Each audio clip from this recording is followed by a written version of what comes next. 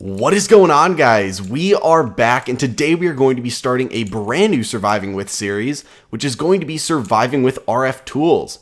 Now, I know I spoiled this on my Twitter like 2 or 3 weeks ago, so it's not as big a surprise as normal, but I know a ton of you guys were super excited for this, and I've been looking forward to it for quite some time now. I've played around with RFTools, specifically more of the late game stuff, in a lot of different series, specifically the endergenic generators, and working with different dimensions, and so there's a lot of fun stuff we can do, but we have to take care of a lot of the housekeeping stuff early on in the series, and we also have to sort of get started like every other series, since today's episode is going to be on power generation, power storage, and we're actually going to work in some just generic storage stuff into that because all the stuff is so simple at the beginning of RFTools. But before we jump into that, like I said, we have some housekeeping to do. As most of you know, if you've seen Surviving With series before, I always like to go over the general idea of things and some details for those of you who may be new to the channel.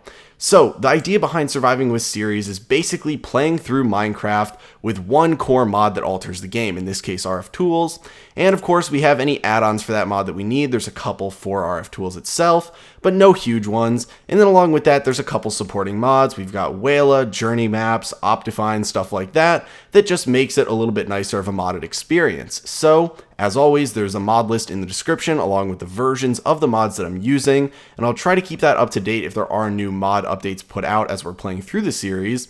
So if you want to play along with me, feel free to check out that list in the description. Also along with that, the world seed will be down there. I believe it's Dr. Ragehard RFTools, just all one word, but if you want to check in the description just to make sure that I'm not totally wrong, I will put it down there too. So I think that's pretty much all of the stuff that I like to go over before we actually get into the series. So without further ado, let's talk about the most useful thing that you can craft in this entire series, and that is going to be the manual. So every time that there is an in-game manual, the first thing I tell people to do is to craft this. I know people play on laptops, people play with single monitors, people play in full screen, and the last thing they want to do is constantly be flipping between the wiki and any number of the wikis that have information on them, or a video trying to skip around in it to find info, and instead they could just look at a manual in the game that includes a lot of useful info that you would need. So I would say craft the manual. It's super easy. I would craft it, except right now I don't have any paper because we're actually pretty much living in spawn, so I haven't traveled around at all and found any sugar canes. So we're not going to make it, but that's fine because I already know the stuff that we're going to go over for that day, so it won't cause too many issues. And now we can actually get into the real crafting. I did some gathering before we went on camera, as I always do. I also built us a house, which I guess I can show a little bit. I think, yeah, sun's going down, but we can do all our crafting when it's nighttime, so yeah, this is the little house. I always try to mix it up a little bit at the beginning of a new series. And I find that I really need to start making my houses earlier, because once I start setting stuff up for the first couple episodes and then I cave and build a house around episode 5 usually, I never want to move all the stuff into the house. I never want to tear it down and move it. So much like in the thermal expansion series, it just ends up outside the house and we never bring it back in, and then that becomes a problem. So I thought, you know what, we'll start off strong. I'll make a house. I won't die at any point during the series, or hopefully I won't. And also everything will end up in the house, even though it's a little cramped in here. We can always expand, make a basement, all that. But this should suffice for now. And then he did some gathering. I had to go to the nether to get us some nether quartz for today. So we ended up needing a diamond pickaxe. We also need some diamonds for today. So it was a little bit more of an extensive trip than normal to get started. But yeah, so we got the obsidian, went to the nether, got some nether quartz. And then this is just kind of my generic dump chest for all of the random junk that I have. Got us a fair bit of food because we're not really going to be working on anything food related for a while, so that should suffice. And I think that's really it. So the first thing that we're going to make that is not the manual is going to be the generator. Now it's really, really simple because we're just going to be using the coal generator, and this works just how it sounds.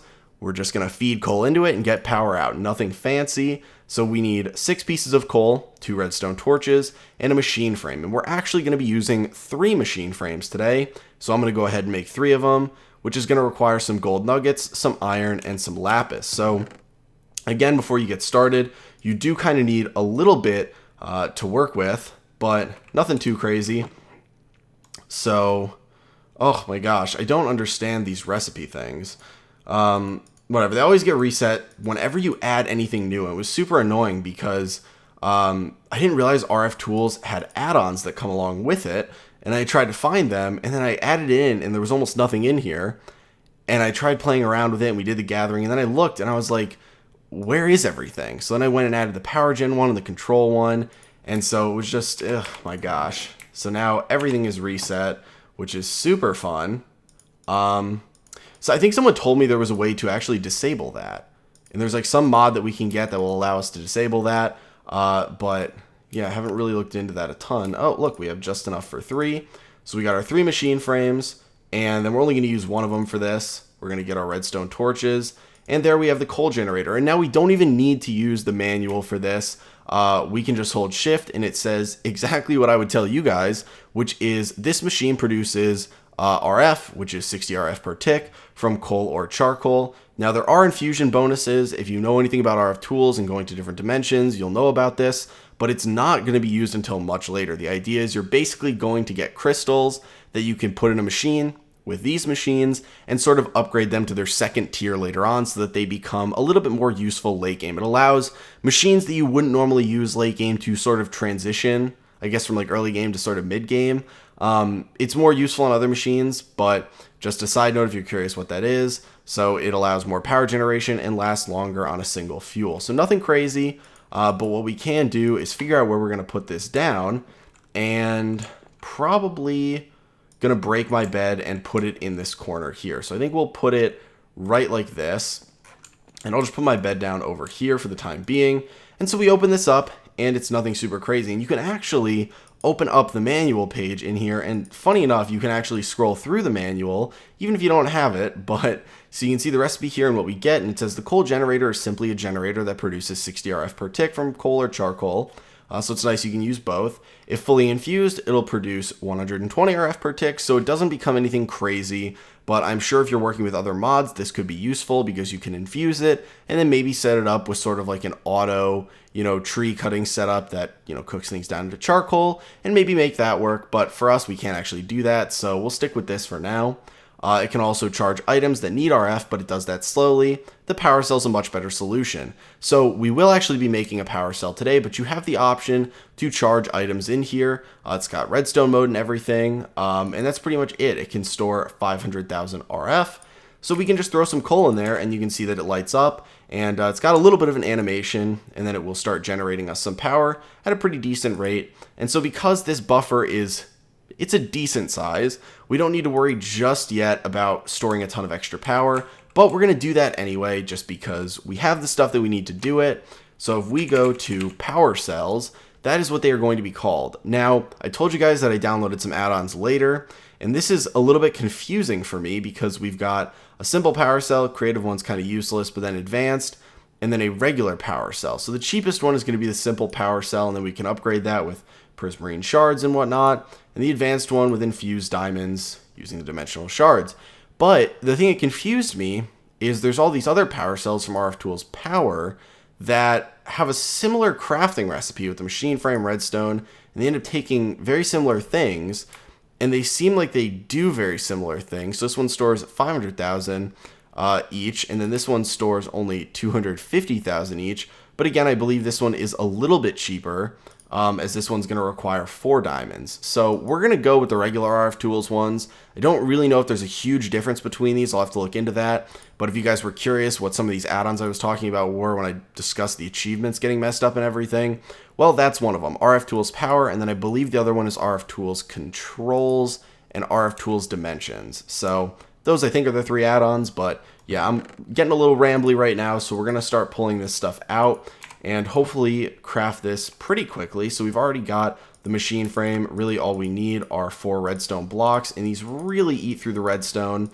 Initially I had like 20 some, and I had to actually go find a bunch more, but we're going to make the simple power cell. Now I'm not going to talk about these too much, and the reason is because they work like you would think. They can just store power, and that's the 250,000 RF, which is really only giving us 1.5 times what we can store right now, but it's fine.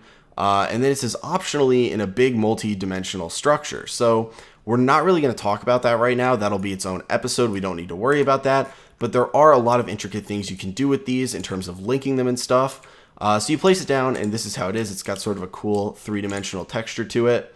And so there's a lot of different sections here. There's, link cards that can be added, and that's talking about the multi-dimensional structures. Along with that, there's, charging items. There's statistics that you can use to kind of look at power in and power out. And then this right here is the important part. So you can use a wrench to alter the sides and how they function, but you can also change all of them at once using this right here. So you can set all sides to nothing, which is what they are right now. You can set all sides to sending energy, or you can set all sides to accepting energy. So I'm going to set all sides to accepting energy for the time being, and you can see it just immediately sucks power in. If we open up the manual, it pretty much says the same thing. Every side of the power cell can be configured with a wrench to be input, output, or none, or you can set all of them using the GUI. So power cell can also charge items that use RF, and it's faster than if you were charging them in, let's say, this coal generator right here. Now, I believe we actually are going to want to use the wrench. I wasn't thinking about this, so hope we have the stuff to make it. Yeah, so it's just 2 lapis and an iron. Oh my gosh, okay, so we don't have an extra lapis. That's unfortunate. So we're not going to make the wrench, which means that when I put down our storage system, it's going to have to go to the side of this, because right now I can only set all the sides to something. I can't actually change it without the wrench. So should have gotten 1 more lapis, but whatever. We can just reformat it in a little bit once I have a little bit more, so by next episode. But what we're going to be crafting now, the last thing, because that was so simple, is going to be the modular storage. Now, the way modular storage works is this is kind of the beginning storage setup. You basically, and if we look at the description of this, it'll tell us, but it's a storage system that can store a lot of items and allow, searching and filtering. And you basically insert one of these storage modules that allow 100, 200, or 300 stacks in there. And there's a couple other things that you can put in for modules, but this is basically like the beginning storage. And if we look up storage in general, you can actually make a remote storage network and a storage scanner and terminals and things. And you can have wireless storage using the tablet and all this stuff that we'll get into later again. But we are just going to be doing the modular storage for now. That is where the nether quartz comes into play. And I believe I already have an extra chest crafted in here from earlier. So we should have everything we need for this. So we have our modular storage. We'll put that down over here and get a nice achievement. And if we open this up, it looks really nice. You can store recipes in here and use them to craft. And you can craft, 1, 4, 8, craft a stack. So if you have things that you craft frequently, and I actually might do this for our episodes to make crafting faster, is set the recipes for what we're going to use that day. And then we can just hit the button and we're good to go. But what we need to do with this is actually have one of these cards in here, or else we can't click anything in there. Normally we'd be able to shift click stuff in there if we had one of these cards ready to go. So we are going to have to craft 1 more chest, and I believe we should have everything we need for this. So we'll craft 1 more chest, and then we will make a tier 1 storage module, which should be plenty right now. Upgrading it would actually... it actually doesn't cost that much. We could do that if we wanted to right now. I'll craft 1 more chest. The tier 2 one is really nice, of course, because it's doubling the amount of stacks that we're going to be able to put in there. A huge important part of this is honestly just making sure you don't put in stuff that is single stack. So the stone pickaxe, when I bring stuff over, I'm going to make sure I throw this out and just let it despawn, because that takes up a whole stack, and it takes up the same as if I put in an entire stack of dirt. So just something to keep in mind. But we'll put in the tier 2 storage module. It goes right in here. It tells you how many stacks are stored in there. And then what we can do is just start shift clicking all of our stuff in there. And it goes through there, and we can scroll up and down. We can search. We can show them in view lists like this, everything. We can sort by names. So it's really nice. You can compact stacks and stuff too. So what we can do is grab out most of this stuff. I'm not going to grab out, like I said, the pickaxe and things, but we can grab out most of this stuff, and this should help us stay a little bit more organized, because we can literally just put everything in here. So we can just click all of it in right now, and filling up decently fast. You can see we're at 35 stacks. And we'll grab out our last 2. And this basically means that we can get rid of these chests right here. So what I'll do is I'll take this pickaxe and we'll just head outside and throw it in the water there. Again, I don't want that taking up room there, and I always end up having those in my chests later on. And then we will also grab out all of this, and we'll grab out the diamond pickaxe too, That's something I want to make sure I don't lose. So all that can go in there, and everything else should be good to stay in my inventory.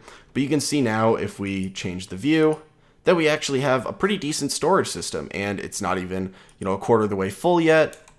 And so it will use up some power, but all we got to do is put our coal in there, and we actually have a fair bit of coal. So I'll fill that up with a stack, and then I believe we have some extra that I was using to cook up, some of the chicken down there. So we can dump that back in there too.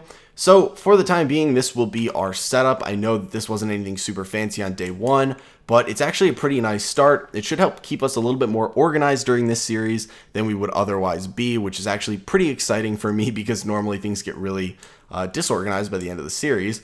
But yeah, hopefully you guys are looking forward to the future episodes.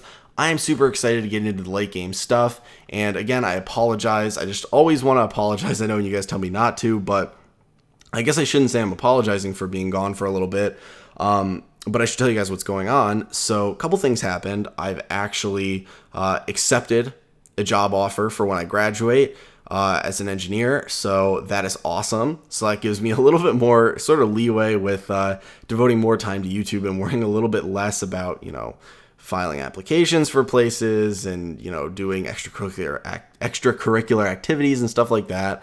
Along with that, I have been, dating a female lady friend for a little bit of time now, and that's been going great. So been spending a fair bit of time with her, and it's been sucking up a lot of video game time, as I'm sure some of you know can happen. And then we actually got a hedgehog, which probably sounds pretty funny, but it's going to be a Christmas present for her, but we got it way earlier than expected. So if you don't know, with hedgehogs, typically I don't want to say order them, but you put a deposit down on them when they haven't even been born yet, because they're such a hot commodity and they're an exotic animal. So very few people are allowed to breed them legally. You need like an exotic pet breeder's license and stuff. So yeah, so we got it way earlier than expected. And so now I am taking care of it. The, tank and everything is actually right next to me right now, but she's asleep. So yeah, have a hedgehog now. So that has been fun, but she's a little bit of a handful, and she wakes me up at night when she's awake in, the wee hours of the morning. So I've been a little tired. So that's kind of where I've been, but I like to keep you guys up to date, whether it's me saying I'm sorry for not being here or just keeping you up to date on what's been going on in my life. But I hope all has been well with you. I actually have heard from a couple of you recently over Discord and Twitter, just kind of checking in on me, and I really do appreciate that. There are some, long-term subscribers and fans and people that I would say friends that always, get in touch with me just to make sure everything's okay. So I really do appreciate that. Just, let it be known everything is all good. Just been a little bit busy, but now that we've got the new series going and everything's sort of settled down in my life, things should stabilize, hopefully. And we got Christmas break and Thanksgiving coming up, which is always great. So hopefully you guys are enjoying the, the start of winter, and hopefully you guys are looking forward to the series. I hope all is well in your lives. And that's going to be it for today, guys. I'll talk to you later.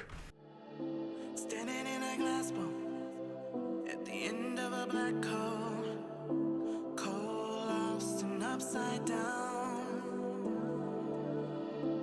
faces swirling past me, all my memories rolling vastly.